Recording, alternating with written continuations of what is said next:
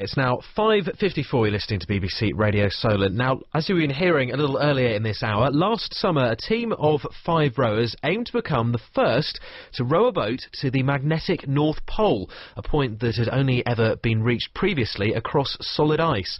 A BBC camera crew followed the incredible journey for a documentary that's being shown tonight. You can see it on BBC One at 10:45 in fact. In their tiny boat, the team navigated some of the world's most remote seaways, taking on fast-flowing sea ice that could crush their boat and roaming polar bears. Well, Rob Sleep from Lymington was part of the team and joins me in the studio now. Good evening. Hi, how you doing? Great to meet you. So, tell us how you got involved in this. Well, the sort of team leader was a guy called Jock Wishart, who I've known for probably 8 or 10 years, involved with other expeditions up to that sort of area. But they've only ever been during the winter when it's sort of 9 foot of thick ice. And whilst he was up there supervising, for a joke, he took a rowing machine outside and somebody threw out the line, "So what are you going to do next, Jock? Row to the pole."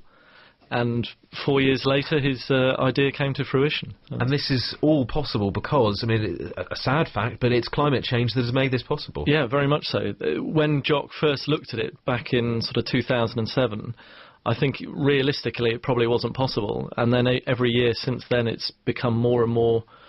The ice has melted more and more to allow clearer areas for us to get through.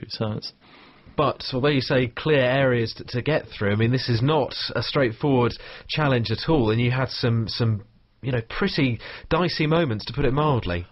Yes, yeah, it was a sort of adventure of two halves. So the first half, probably the first 12 days, we were expecting ice the whole way, and actually for the first 12 days we were rowing along in relatively balmy conditions.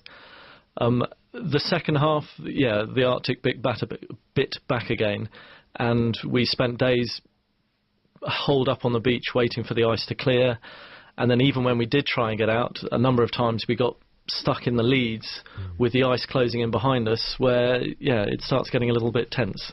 And we should say, obviously, you're from Lymington as well. There was 2 of the other rowers involved, both from the local area. Yep, Mark from Brockenhurst and then from New Milton as well. And the boat itself? Built at Rosters in Christchurch. So, yeah, very local event. Absolutely. And you've never, previous to this, attempted anything of this scale, and indeed you were sort of new to rowing. Yeah, brand new to rowing. A couple of the guys were brought in because of their specialty, their experience of rowing, and very strong rowers. But 3 of us had never rowed before, so it was a big learning curve from that point of view. Yeah. And what was it like having it all filmed? Because I know you had the BBC cameraman there. You were saying had to pull his weight, had to do his share of the rowing as well. But this is all documented. The incredible thing. Yeah, it's one of the nicest aspects about doing it. It was such an extraordinary project, quite different to anything else that sort of we could think of. And the benefit of having a cameraman on board, so that we've got the whole thing recorded. Between him on the video, and then we also have stills and blogs going back. It was fantastic. So people will be able to see this tonight, as we say, 10:45 on BBC One. And also, I've got this book which you've done to tie in with it. I've got a copy here, some incredible pictures. This is Furthest North. People can take a look at it for themselves, and yep. It must be still very fresh in your mind. Yeah. Oh, very much so. Yeah, between the stunning scenery and then the local wildlife in its natural environment, just amazing. How did your family feel about you doing this? I think when I first mentioned it, they kind of didn't really get it. It was only when we started getting out there and some of the blogs came back and they realised the situation that it really hit home. But by then I was already there. So just finally, one of the guys involved, his girlfriend gave birth while you were there. Yes, yeah. Mark had his first child whilst we were away.